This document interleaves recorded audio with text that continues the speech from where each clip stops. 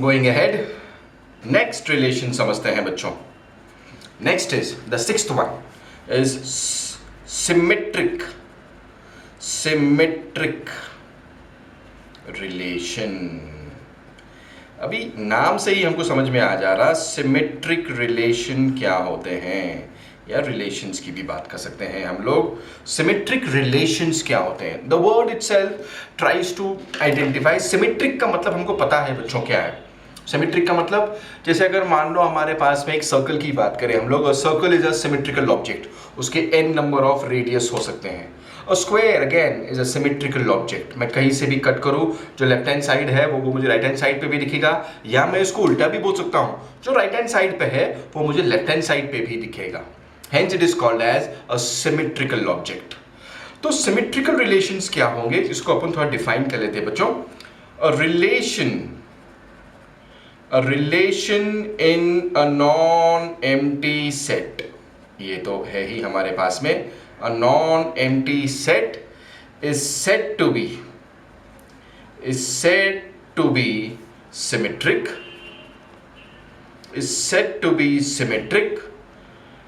If only when a relation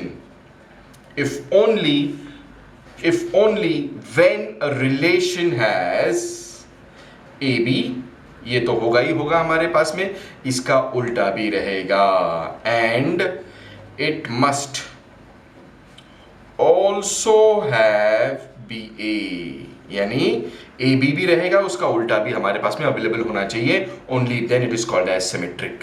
तो हम लोग कैसा बोल सकते हैं बच्चों इसको, यहां पर अपना थोड़ा डिफाइन कर सकते हैं. देयरफॉर इफ AB एग्जिस्ट, अगर AB एग्जिस्ट करता, then BA must also exist. ये सबसे इंपॉर्टेंट है. if AB exist, then BA must also exist.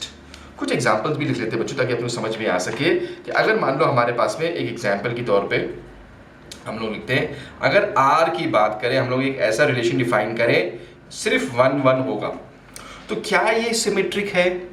Definitely symmetric होगा, बिकॉज 1 1 तो है ही. आई कैन रीड इट 1 1 और 1 1. मैं लेफ्ट हैंड साइड से स्टार्ट करूं या राइट हैंड साइड से स्टार्ट करूं, उससे कुछ फर्क नहीं पड़ता बच्चों. ये डेफिनेटली एक सिमेट्रिक रिलेशन है. मान लो अगर हमारे पास में ऐसा हो 1 2 और साथ में ये भी दिया गया हो 2 1, तो 1 2 भी दिया है, 2 1 भी दिया है. If 1 2 is existing, then 2 1 should also exist. तो हमारे डेफिनेशन के हिसाब से ये भी जा रहा, तो ये भी सिमेट्रिक रिलेशन डेफिनेटली होने वाला है. लेकिन अगर मान लो मैंने ऐसा दे दिया, सिर्फ 1 2 दे दिया और मैंने ब्रैकेट क्लोज कर दिया, यहां पर मैंने 2 1 लिखा ही नहीं, तो ये क्या होगा? It will not be a symmetric relation. तो सिमेट्रिक रिलेशन में ये बहुत इंपॉर्टेंट है बच्चों. If A B exist, then B A must also exist. दोनों चाहिए, इफ देन. ओके, अब इसी चीज को हम लोग एक और तरीके से डिफाइन कर सकते हैं बच्चों, यानी I can also have an alternate definition. I can also have an alternate definition. वो कैसा होगा? जैसे अगर मान लो हमारे पास में if R is equal to R inverse, relation is symmetric. If R is equal to R inverse, relation will be symmetric. जैसे अगर मैंने एग्जाम्पल दिया कि अगर मान लो हमारे पास में ऐसा अगर मान लो कोई एक रिलेशन है 1 2 2 1, एंड अगर मान लो हमारे पास में एक R इनवर्स, इसका R इनवर्स क्या होगा? R इनवर्स इन सब के उल्टे हो जाएंगे, यानी 2 1 हो जाएगा और 1 2 हो जाएगा. तो अगर मान लो हमारे पास कोई एक ऐसा रिलेशन है 1 2 2 1 देन 2 1 1 2, यहां पर क्या है? ये डेफिनेटली हमारे पास में एक, ये दोनों अगर इक्वल है, 1 2 is same as 2 1, 2 1 is same as 1 2. Again, both are same. हम लोग क्या लिख सकते हैं? R is equal to R inverse. Therefore, therefore हम लोग क्या लिख सकते हैं इसको, जैसे यहाँ पे दिया गया था 2 1 2 1 भी है, 1 2 1 2 भी है, therefore relation is symmetric. I am hoping you are understanding students.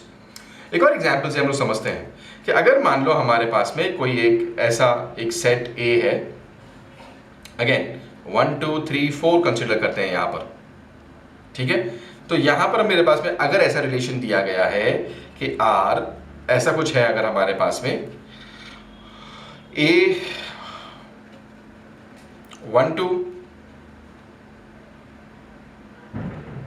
2 3 ऐसा दिया गया है, 3 4 ये भी हमको दिया गया है, and if I also have the reverse of this, यानी अगर मान लो मेरे पास में इसी चीज के अंदर अगर हमको दे दिया गया है, इसी चीज के अंदर अगर हमको दे दिया गया है, यानी अगर मान लो मेरे पास में आर इनवर्स अगर मैं फाइंड आउट कर लूं 2 1 3 2 4 3, अगर मेरे पास में ये दोनों एक सेट में अवेलेबल है, जैसे अगर मान लो 1 2 2 3 3 4 2 1 3 2 4 3, ये अगर दोनों एक में अवेलेबल हो, यानी हर एक का उल्टा अगर अवेलेबल है, या हम ऐसा भी बोल सकते हैं कि अगर एक रिलेशन दिया गया है उसका रिवर्स भी हमारे पास में है, दोनों एलिमेंट्स, ये दोनों एलिमेंट्स जो है, दोनों एलिमेंट्स एक रिलेशनशिप के अंदर अवेलेबल है, तो हम लोग क्या बोलते हैं, since R is equal to R inverse,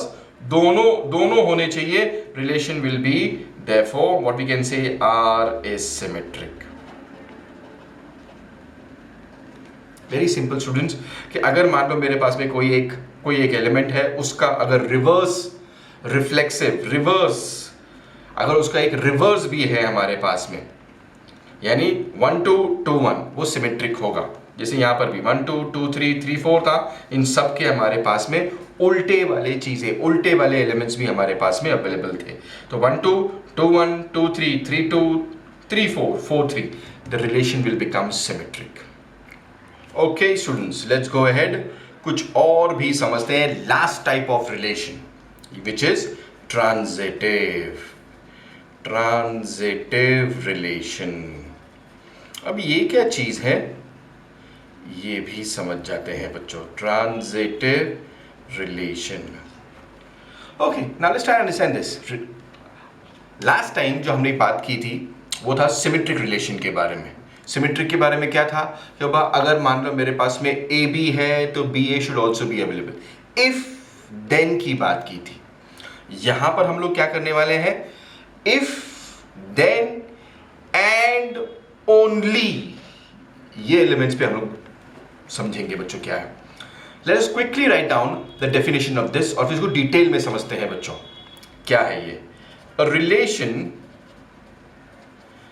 in a non-empty set, A is said to be transitive, is said to be transitive। अब ये बहुत इंपॉर्टेंट है बच्चों। if A B and B C exist, only then AC should exist।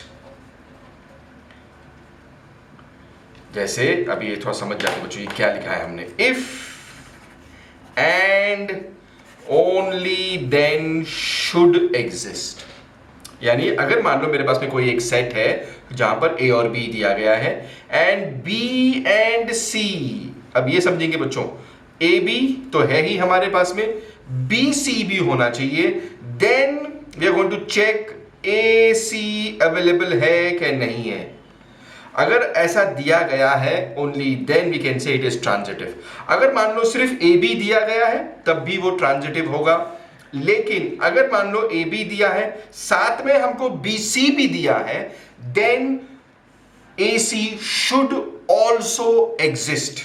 कुछ example समझते हैं बच्चों कि अगर मान लो हमारे पास में, अगर मैं सेट ए की बात करूं 1 2 3 4, ये हमने लिख लिया।